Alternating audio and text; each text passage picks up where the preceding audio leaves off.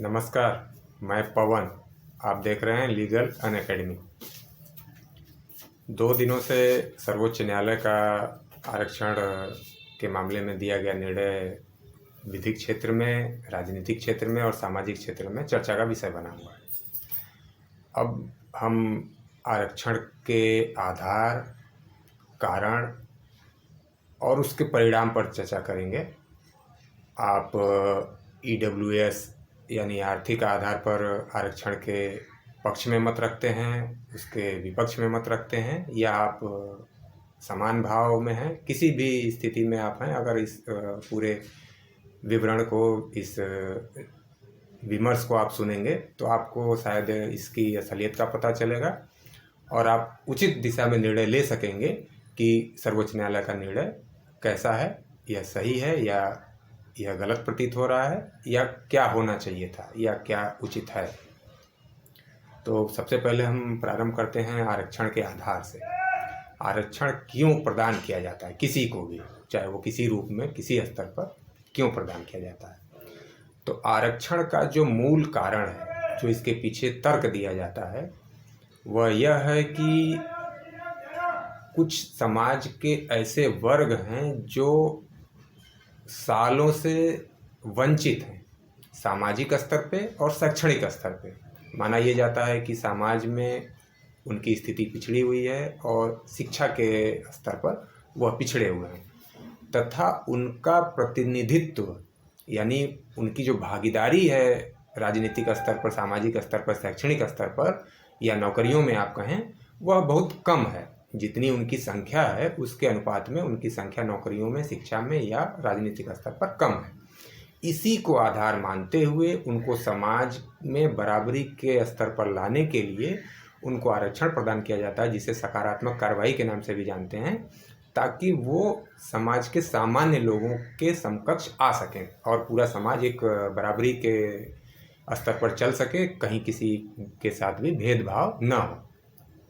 तो यह तो हमने जाना कि आरक्षण क्यों प्रदान किया जाता है, और इस आरक्षण को संविधान में भी स्थान दिया गया है और संविधान के अनुच्छेद 15(4) और 16(4) में विशेष रूप से वर्णित किया गया है कि राज्य सरकार, केंद्र सरकार इस तरह के वर्गों को, शैक्षणिक और सामाजिक रूप से पिछड़े वर्गों को और अनुसूचित जाति तथा जनजाति को आरक्षण प्रदान कर सकती है। अब अगर हम बात करें आर्थिक रूप से पिछड़े वर्गों की, तो इस पर चर्चा होती है कि यह उचित है, अनुचित है, दिया जाना चाहिए, नहीं दिया जाना चाहिए। इसमें 50% की सीमा का जिक्र किया जाता है। केशवानंद भारती में एक निर्णय दिया गया था कि संविधान का कुछ भाग मूल ढांचा है। मूल ढांचा का मतलब जैसे एक मकान में पिलर और बीम होता है और उसे हम मेन स्ट्रक्चर कहते हैं, कि पूरे मकान की दीवारों को तो हम परिवर्तित कर सकते हैं, दरवाज़ा इधर से उधर लगा सकते हैं, खिड़कियां बदल सकते हैं, साजो सामान इधर से उधर कर सकते हैं, लेकिन जो मूल ढांचा यानी बीम और पिलर जो है उसे हम, या जो नींव है, उसे बदल नहीं सकते। तो उसी तरह से केशवानंद भारती के मामले में कहा गया था कि जो संविधान का मूल ढांचा है उसे नहीं संसद बदल सकती है, बाकी संविधान में सब कुछ संशोधन संसद के द्वारा किया जा सकता है। तो इस आर्थिक आधार के आरक्षण का जो विरोध किया जा रहा है, या जो इसमें कमियां बताई जा रही हैं, उसके कई आधार हैं। तो सबसे पहले हम उन आधारों को जानते हैं जिनके आधार पे इस आरक्षण को गलत ठहराने की कोशिश की जा रही है। तो सबसे पहला जो आधार है वह यह है कि एक पुराने मामले में, जिसे हम केशवानंद भारती के निर्णय के नाम से जानते हैं, उसमें यह कहा गया था कि मूल ढांचे को हम संशोधित नहीं कर सकते। तो एक विरोध वहाँ से किया जा रहा है कि यह मूल ढांचे का उल्लंघन कर रहा है आर्थिक आधार पर आरक्षण, इसलिए यह वैधानिक नहीं है। दूसरा एक निर्णय आया था जिसमें कहा गया था कि आरक्षण दिया जा सकता है, यह संवैधानिक है, लेकिन इसकी सीमा 50% से अधिक नहीं हो सकती है। अर्थात किसी भी हाल में 50% स्थान किसी नौकरी में, किसी शिक्षा में या किसी व्यवस्था में स्वतंत्र होगा, खुला होगा, यानी अनारक्षित होगा, और 50% स्थानों को ही आरक्षित किया जा सकता है, चाहे वो कोई भी व्यक्ति हो, कोई समूह हो, या कोई जाति हो, कोई धर्म हो। और जब 50% की सीमा लगाई गई है और बार बार सर्वोच्च न्यायालय ने बहुत से निर्णयों में यह कह रहा है कि 50% से अधिक आरक्षण नहीं दिया जा सकता, तो फिर यह 50% से अधिक आरक्षण का प्रावधान कैसे किया गया और यह कैसे वैधानिक है? अर्थात यह वैधानिक नहीं है, संविधान का उल्लंघन करता है और न्यायालय के पिछले निर्णयों का भी उल्लंघन करता है। 50% की सीमा इंदिरा साहनी वर्सेस भारत संघ के मामले में दिया गया था 1993 में। तो अब अगर आप देखें तो एक मूल ढांचा का निर्णय इस आरक्षण की व्यवस्था से प्रभावित हो रहा है, दूसरा 50% की सीमा, और तीसरा संविधान के अनुच्छेद 15 और 16 में जिस आरक्षण की चर्चा अभी मैंने पहले की, वहाँ शैक्षणिक और सामाजिक रूप से पिछड़े वर्गों की बात की गई है कि जिनका सामाजिक पिछड़ापन है, जिनका शैक्षणिक पिछड़ापन है, अर्थात वहाँ आर्थिक पिछड़ेपन की कोई बात नहीं की गई है। और सर्वोच्च न्यायालय के बहुत से पुराने निर्णयों में भी ये बात दोहराई गई है कि आरक्षण केवल सामाजिक और शैक्षणिक रूप से पिछड़े वर्गों को ही दिया जा सकता है, आर्थिक रूप से पिछड़े वर्गों को आरक्षण नहीं दिया जा सकता है। अब तो हमने ये जाना कि ये उसके विरोध का या उसे वैधानिक न ठहराने का कारण दिखाया जा रहा है। अब अगर हम आपको पुरानी कुछ और बातों में ले चलें, तो जब आरक्षण सामाजिक और शैक्षणिक रूप से देने की बात कही गई थी, वह बात हुई थी 75 साल पहले। 75 साल पहले समाज का स्तर, ताना बाना केवल और केवल सामाजिक रूप से ही निर्धारित होता था। समाज में किसी ने गलत काम किया, उसे जात से बाहर कर देना, उसे समाज से बाहर कर देना। आपने सुना होगा कि जात बहिष्कृत, समाज बहिष्कृत, जात से निकाल दिया जाता था, समाज से निकाल दिया जाता था, उसके घर कोई खाना नहीं खाता था या उसका पानी नहीं पीता था। यह किसी जाति के बल पे नहीं होता था कि वो छोटी जात का है, बड़ी जात का है, वगैरह वगैरह, ऐसा कुछ नहीं था, बल्कि अपनी ही जात से निकाल दिया जाता था उसे, अगर उसने कोई गलत, अवैधानिक, अनैतिक कार्य किया है, अधार्मिक कार्य किया है। अर्थात समाज बहुत सुदृढ़ था और बहुत मजबूत था, वही एक मात्र दंड का साधन भी हुआ करता था। अब आप 75 साल बाद अगर इस विषय पर आएँ तो आप देखेंगे कि आर्थिक आधार पे व्यक्ति के सामाजिक स्तर का निर्धारण हो रहा है। अर्थात व्यक्ति कितना भी अनैतिक कार्य करने वाला है, अगर वह आर्थिक रूप से संपन्न है तो आप, हम सभी व्यक्ति उसका आदर करते हैं, समाज में उसका आदर होता है। बार बार सर्वोच्च न्यायालयों ने इस बात का जिक्र भी किया है। जैसे आप देखेंगे कि चुनाव में जघन्य अपराधी है वह चुनाव जीतता है। इसका कारण क्या है कि यानी आज की डेट में हम किसी भी व्यक्ति के सामाजिक स्तर का मूल्यांकन, उसका निर्धारण आर्थिक स्तर पे कर रहे हैं। तो अब इस बात को हम पूरी तरह से खारिज नहीं कर सकते कि आरक्षण का एक आधार आर्थिक आधार भी बन सकता है। क्यों? क्योंकि जब सामाजिक स्तर पे लोगों का निर्धारण हुआ करता था, उस समय समाज मजबूत था, सामाजिक स्तर पे उनके रहन सहन के आधार पे उनका निर्धारण होता था। लेकिन आज अर्थतंत्र इतना मजबूत हो चुका है कि सभी क्षेत्रों में आर्थिक आधार पे व्यक्तियों का मूल्यांकन किया जा रहा है। तो ऐसे में अब हम आर्थिक आधार को पूरी तरह से निगलेक्ट नहीं कर सकते, उसे हमें उसका संज्ञान लेना ही पड़ेगा। एक तो महत्वपूर्ण बात ये होगी। दूसरी, अब आप देखेंगे कि समाज में जो व्यक्ति 200 सालों से, 100 सालों से, या जिसका परिवार बहुत दिनों से गरीबी की स्थिति में रह रहा हो, तो क्या आप उससे अपेक्षा कर सकेंगे कि वह अच्छी शिक्षा और अच्छी व्यवस्था में रह सकेगा? क्या उसका मानसिक विकास सही तरीके से हो सकेगा, चाहे वो किसी भी जाति का हो? तो सामाजिक परिस्थितियों को, शैक्षणिक परिस्थितियों को, आर्थिक ढांचे पे भी खरा उतरना चाहिए, जो आज के समय की मांग है। पहली बात तो ये।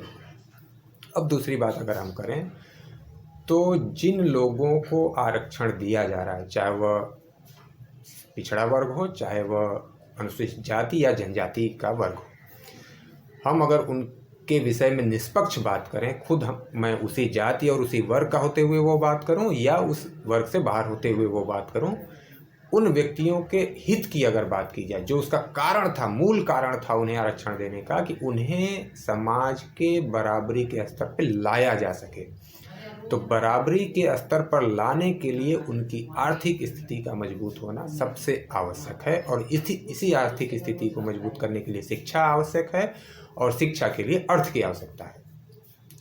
तो इस समग्र विषय पे अगर हम सोचें तो उन वर्गों में भी अर्थात पिछड़े वर्ग और अनुसूचित जाति या जनजाति वर्ग की बात आप करें तो उनमें भी जो लोग संपन्न हो चुके हैं, चाहे वह नौकरियों के माध्यम से या व्यवसाय के माध्यम से या किसी भी माध्यम से, उन्हें भी अब समय की मांग है कि उन्हें अपना अधिकार अपने भाइयों के हित में स्वयं छोड़ना चाहिए या उसकी निगरानी करके एक निगरानी तंत्र स्थापित किया जिसके माध्यम से जो वास्तव में उसका हकदार है उसे वह हक मिले और उन्हें बराबरी के स्तर पर लाया जा सके। तो जब जिन्हें मिला हुआ है उनके बीच भी अब इसकी आवश्यकता महसूस की जा रही है और उनको दिया भी जाना चाहिए। इसका विरोध केवल इस स्तर पे किया जाता है कि जो लोग लाभ ले रहे हैं वह अपना लाभ छोड़ना नहीं चाहते अपने भाइयों के लिए, इसलिए वो विरोध इस रूप में करते हैं कि यह उनके हक को छीना जाने की बात की जा रही है या हक छीना जा रहा है, जबकि वह सरासर गलत है। अगर कोई एक भाई सुदृढ़ अवस्था में आ चुका है, वह IAS है, PCS है या राज्य की सिविल सेवा में है या किसी भी प्रकार से व्यवसाय के माध्यम से, स्वरोजगार के माध्यम से अगर वो सुदृढ़ स्थिति में है तो उसे अपने भाइयों के लिए स्थान खाली करना चाहिए, उन्हें आगे करने का प्रयास करना चाहिए। अब इस 10% आरक्षण की बात अगर आप करें और इस आर्थिक पिछड़ेपन की बात आप करें तो जैसा कि मैंने पहले कहा कि यह आर्थिक पिछड़ापन अब सामाजिक स्तर का, एक राजनीतिक स्तर का एक प्रमुख आधार हो चुका है, इसलिए इस स्तर पर आरक्षण दिया जाना न्यायोचित है और इसी को सर्वोच्च न्यायालय ने अपने निर्णय में रेखांकित करते हुए निर्णय दिया है। हम बात करें इसकी शुरुआत की तो 2019 में जनवरी में संसद ने विधेयक पास किया इस संबंध में और राष्ट्रपति की इस पर अनुमति मिली और इसके द्वारा संविधान में 103वां संशोधन 2019 किया गया, जिसके माध्यम से अनुच्छेद 15(6) और अनुच्छेद 16(6) संविधान में अंतर्विष्ट किया गया। अर्थात अनुच्छेद 15 और 16 तो संविधान में पहले से थे, लेकिन खंड 6 जोड़ा गया दोनों अनुच्छेदों में और इसके आधार पे नौकरियों में तथा शिक्षा के क्षेत्र में उन्हें 10% आरक्षण की व्यवस्था की गई। इस 10% में सिर्फ उन लोगों को स्थान दिया गया जो आर्थिक रूप से पिछड़े हुए हैं और इसका आधार या मानक माना गया कि जिन लोगों की सालाना आय, वार्षिक आय 8 लाख रुपए से कम है वह आर्थिक रूप से पिछड़े माने जाएंगे और उन्हें शिक्षा में और नौकरियों में 10% आरक्षण दिया जाएगा।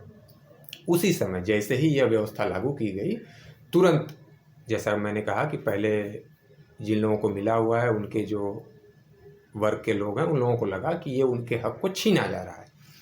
कुछ लोगों ने अपने हक को छीने जाने की बात की, कुछ लोगों ने इस आधार पर विरोध किया जैसा मैंने पहले ही चर्चा की कि यह 50% की सीमा का उल्लंघन है। कुछ लोगों ने इंदिरा साहनी के निर्णय के विरोध में इसे होते हुए बताया और समग्र रूप से बहुत सारी याचिकाएं दाखिल की गई सर्वोच्च न्यायालय में।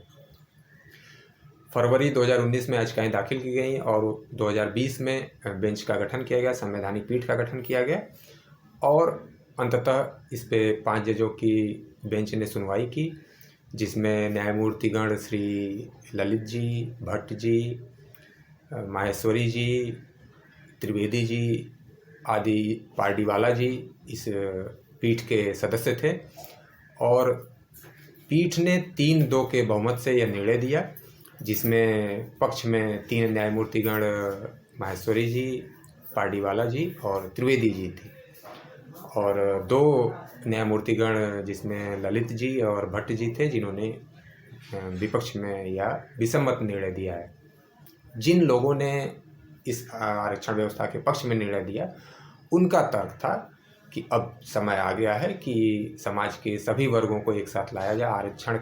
आरक्षण लोगों में समता लाने का एक तंत्र है, एक यंत्र है और सामाजिक और शैक्षणिक रूप से पिछड़े लोगों के साथ साथ आर्थिक रूप से पिछड़े लोगों को भी आरक्षण दे करके उनको एक समान धारा में लाया जा सकता है और लाए जाने का कार्य यह करेगा, कर सकता है। ये विभेद नहीं है बाकी लोगों के साथ। इसी तरह से और आगे उन्होंने कहा कि बाबा साहब ने भी आरक्षण की व्यवस्था 10 वर्षों के लिए ही मान के की थी और इसे निरंतर जारी नहीं रखे जाना चाहिए, बल्कि इसका समय समय पर मूल्यांकन होना चाहिए और जब यह अपना कार्य पूरा कर ले तो इसे समाप्त भी किया जाना चाहिए और सरकार का यह कार्य है कि वह देखे कि इसका परिणाम किस हद तक हम प्राप्त कर रहे हैं और इसने अपने लक्ष्य को किस रूप में हासिल किया है।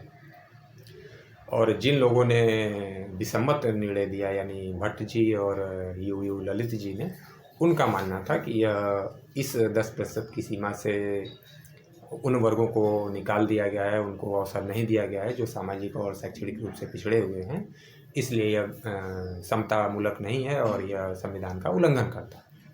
लेकिन अगर आप समग्र रूप से सोचें तो जैसे एक समय की मांग थी कि जब संविधान लागू हुआ 1947 में देश आज़ाद होने के बाद, 26 जनवरी 1950 को संविधान लागू हुआ, उस समय की आवश्यकताओं के अनुरूप शैक्षणिक और सामाजिक रूप से पिछड़े लोगों को आरक्षण दिया गया।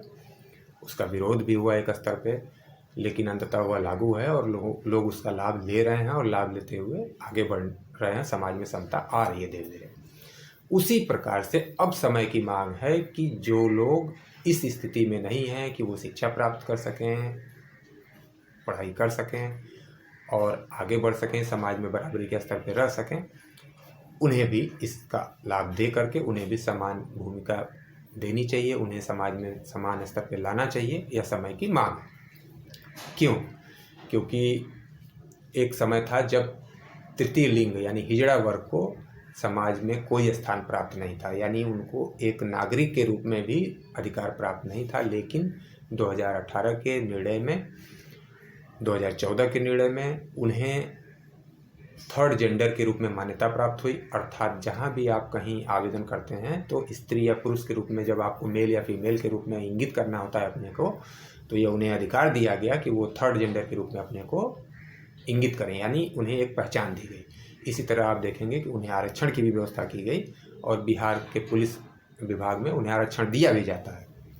इस तरह से आपने देखा होगा कि एसिड अटैक के मामले में न्यायालय ने कहा कि एसिड अटैक के पीड़ित लोगों को आरक्षण दिया जाए सामाजिक और शैक्षणिक पिछड़े लोगों की भांति, ताकि ये समाज में अपने को स्थापित कर सकें। तो इसी तरह से जो भी वर्ग, जो भी व्यक्ति समाज में अपने को समता के स्थान पे नहीं स्थापित कर पा रहा है, उसे स्थापित करने का प्रयास देने का कार्य सरकार द्वारा किया जाना चाहिए। और यही इसी प्रयास के तहत यह किया गया। और यह एक सामान्य प्रज्ञा के व्यक्ति से उम्मीद नहीं की जा सकती कि वह इसे गलत सोचे या गलत ठहराए। अगर आप सारे निर्णयों की, सारे प्रावधानों की और अपने विचारों की, सामाजिक विचारों की, राजनीतिक विचारों की एक साथ अगर आप तुलना करें और उनका मनन करें, विचार विमर्श उस पर करें, तो आपको लगेगा कि उन निरीह लोगों को यह अवसर दे करके सरकार ने या न्यायालय ने उसको सही ठहरा करके गलत नहीं किया है। और समय समय पर इसका मूल्यांकन होते रहना चाहिए और इसके संबंध में आंकड़ा एकत्रित करके जो लोग यह लाभ पा करके समता के स्थान पर पहुंच चुके हैं, उनको अपना स्थान स्वेच्छा से त्यागना चाहिए। जैसा कि पीछे आपने देखा कि सरकार ने कहा कि जो लोग एलपीजी की सब्सिडी नहीं लेना चाहते हैं वो स्वेच्छा से छोड़ सकते हैं, तो बहुत से लोगों ने स्वेच्छा से उसे छोड़ा। उसी तरह से हमें अपने ही भाइयों के लिए समय के अनुरूप, अगर हमारी तरक्की हो चुकी है, हम समता के स्थान पे आ चुके हैं, तो हमें यह स्थान अपने नीचे के भाइयों के लिए छोड़ना चाहिए, ताकि सभी समय के साथ साथ बराबरी के स्तर पे पहुंच सकें। यही इस आरक्षण व्यवस्था का सबसे बड़ा लाभ होगा और सबसे बड़ा नैतिक और राजनैतिक, सामाजिक और धार्मिक कार्य भी होगा। अगर आपको यह विचार, यह बात पसंद आई हो, आप लोगों के साथ इसको शेयर कर सकते हैं, चैनल को सब्सक्राइब कर सकते हैं और इस पे अपना कमेंट भी लिख सकते हैं। अगर कोई मेरी बात अच्छी लगी या आप उसको पसंद नहीं करते हैं तो आप कमेंट सेक्शन में इसे लिख सकते हैं, ताकि हम लोग इस पे और आगे भी चर्चा कर सकें। धन्यवाद। जय हिंद।